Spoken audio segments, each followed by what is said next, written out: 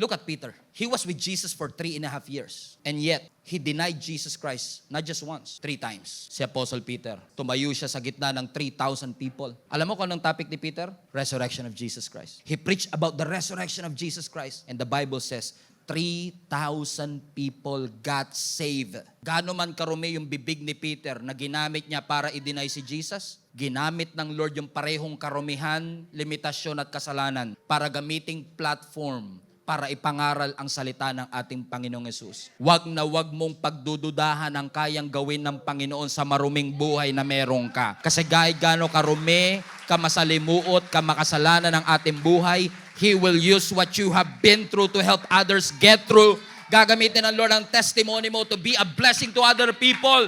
You just have to allow yourselves na magpagamit sa Panginoon and say, Lord, I am weak, I am limited, but I need you in my life. Use me, Lord.